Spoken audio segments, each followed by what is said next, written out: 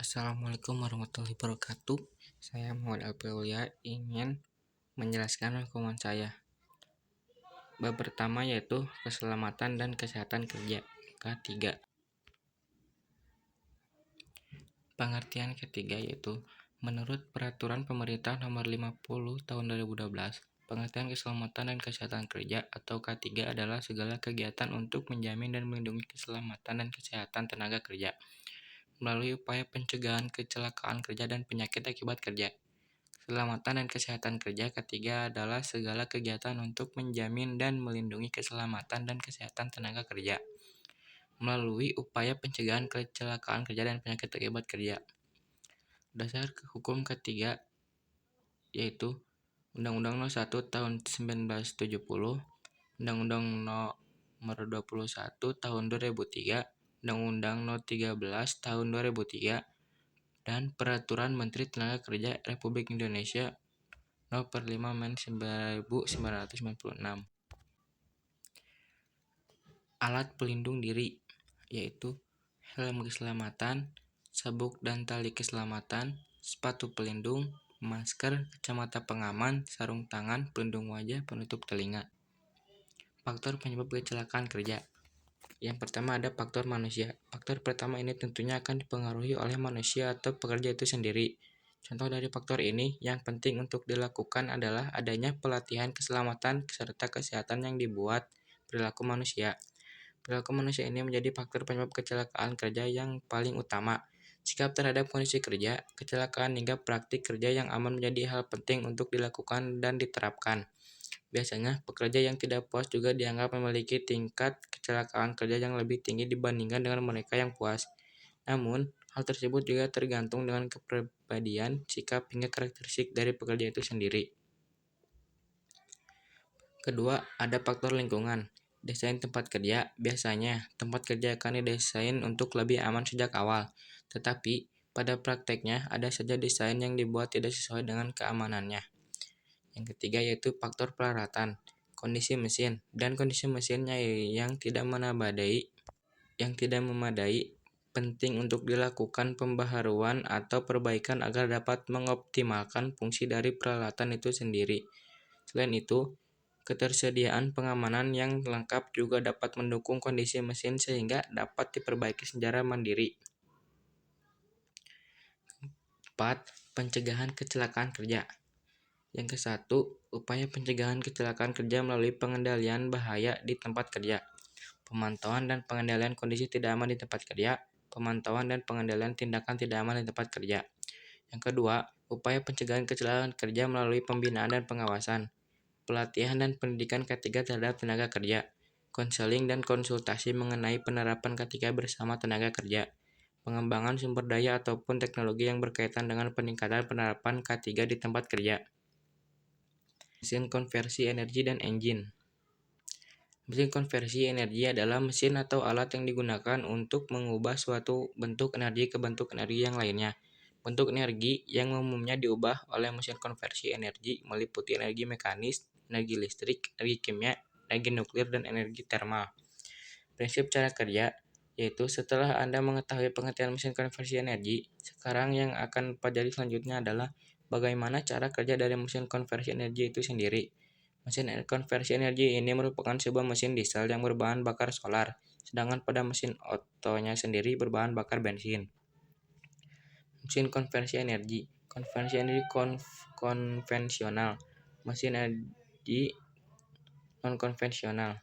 Mesin energi konvensional adalah mesin yang mengonversi energi yang berasal dari sumber energi yang tidak dapat diperbarui atau terbatas jumlahnya, seperti minyak bumi. Mesin energi non-konvensional. Mesin energi non-konvensional merupakan mesin yang memanfaatkan sumber energi yang berasal dari alam. Mesin ini mengonversi energi yang dapat diperbarui. Proses dasar pembentukan logam. Jenis-jenis tanur tinggi. Yang pertama adalah proses pengecoran. Proses di-casting atau pengecoran adalah suatu proses manufaktur yang menggunakan logam cair dan cetakan untuk menghasilkan vas dengan bentuk yang mendekati bentuk geometri akhir produk jadi. Logam cair dituangkan atau ditekan ke dalam cetakan yang memiliki rongga sesuai dengan bentuk yang diinginkan. Yang pertama ada dapur Cupola atau Cupola Furnace. Dapur Cupola merupakan dapur peleburan yang memiliki prinsip kerja serta konstruksinya sama dengan dapur tinggi, namun dalam skala yang lebih kecil. Perbedaannya, dapur Cupola pemakaiannya tidak bersifat terus-menerus sebagaimana dapur tinggi, namun dapat digunakan sewaktu-waktu jika diperlukan pengecoran. Yang kedua, tanur listrik adalah tanur yang paling banyak dipakai. Tanur ini mempergunakan arus bolak-balik 3 fasa. Energi panas diberikan loncatan busi listrik antara elektroda, karbon, dan cairan baja. Terak menutupi cairan dan mencegah absorpsi gas dari udara luar selama pemurnian berjalan. Dalam peleburan baja, di samping pengaturan komposisi kimia dan temperatur, perlu juga mengatur absorpsi gas, jumlah dan macam induksi bukan logam. Ketentuan proses ini adalah: 1. Biaya peleburan yang rendah. 2. Mudahnya menaikkan temperatur cairan. 3. Peningkatan kualitas dan penghilangan gas. 4. Mudah memproduksi baja karbon rendah. 5. Laju peleburan tinggi, laju produksi tinggi. 6. Polusi lebih rendah dibandingkan tungku-tungku lain. Dan 7. Memiliki kemampuan menahan logam cair pada temperatur tertentu untuk jangka waktu lama untuk tujuan pemanduan. C. Tungku induksi, khususnya digunakan pada instruksi pengecoran kecil. Mampu mengatur komposisi kimia pada skala peleburan kecil. Terdapat 2 jenis tungku, yaitu Corrales frekuensi tinggi dan Corrato Channel frekuensi rendah sekitar 60 Hz. Biasanya digunakan pada industri pengecoran logam non-ferro. Secara khusus dapat digunakan untuk keperluan superheating, memanaskan logam cair di atas temperatur cair normal untuk memperbaiki mampu alir. Penahanan temperatur, menjaga logam cair pada temperatur konstan untuk jangka waktu lama, sehingga sangat cocok untuk aplikasi proses di casting. Dan duflexing atau tungku paralel, menggunakan 2 tungku seperti pada operasi pencairan logam dalam satu tungku dan memindahkannya ke tungku lain. Jenis-jenis cetakan. Yang pertama ada cetakan pasir. Jenis cetakan pengecoran dibuat dari letakan kering atau pasir hijau yang terkandung dalam botol atau kotak, menggunakan pola logam atau kayu yang menciptakan logam di pasir di mana logam cair dituangkan.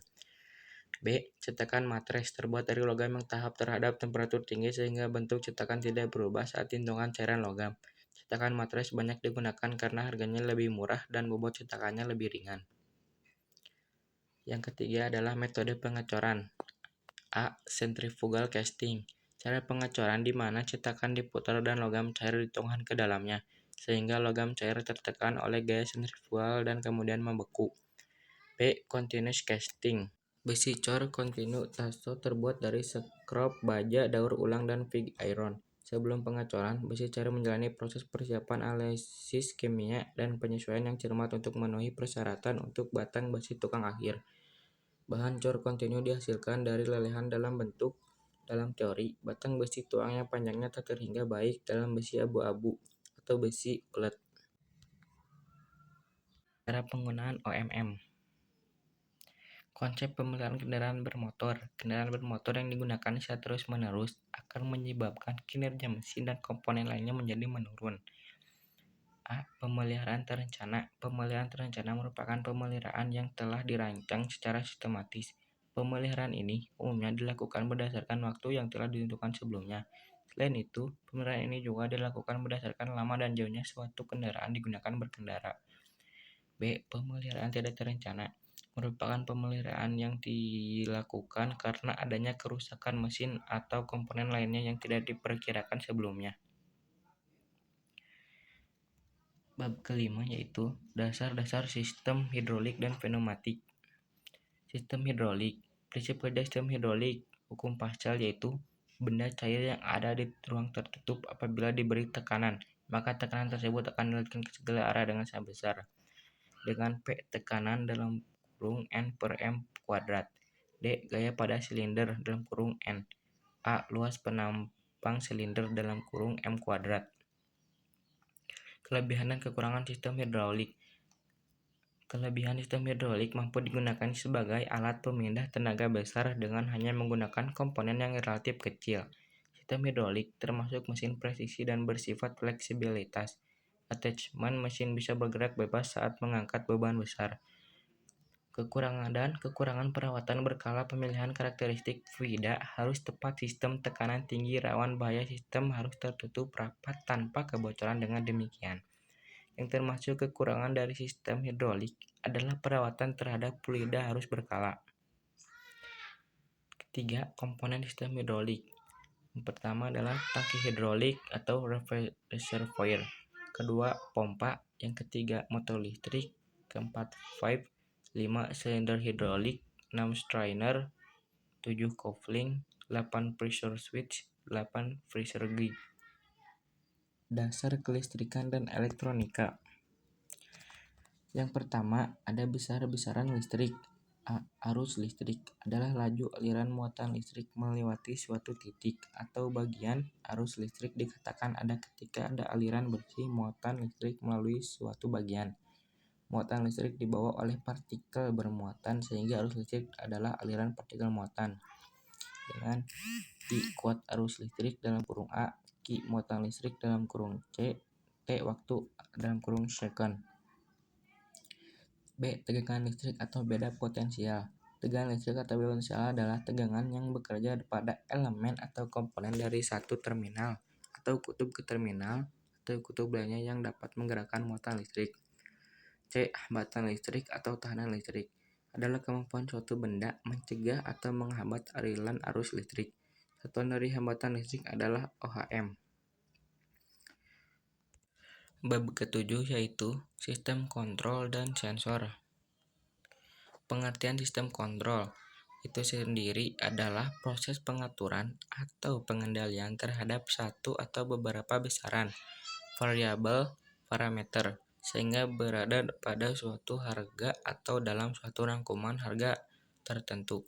Dalam istilah lain disebut juga teknik pengaturan, sistem pengendalian atau sistem pengontrolan.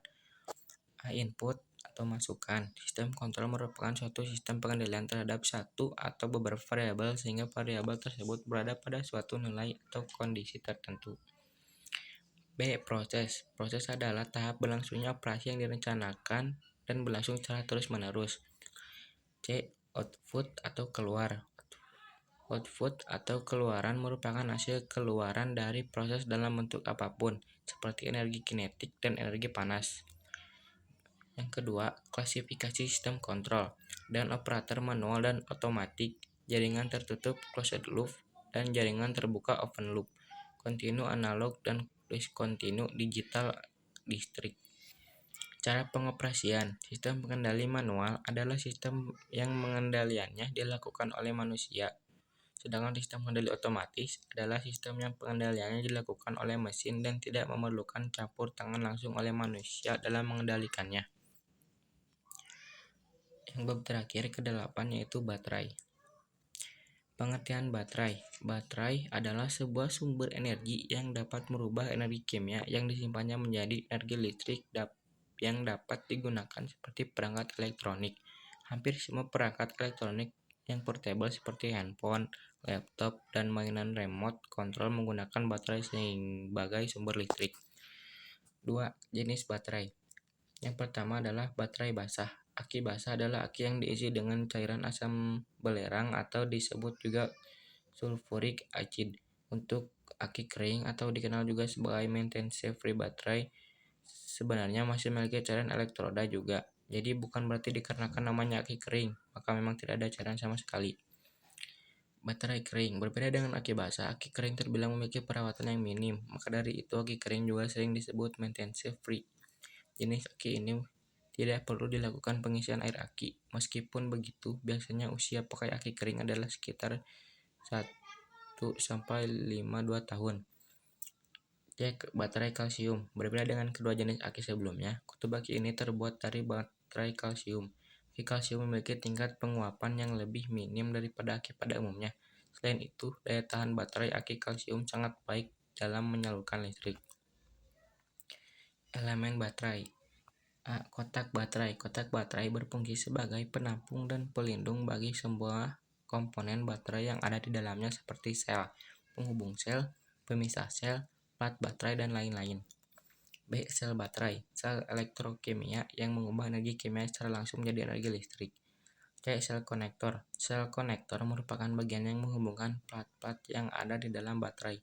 Penghubung antara plat negatif dan plat positif dihubungkan secara seri.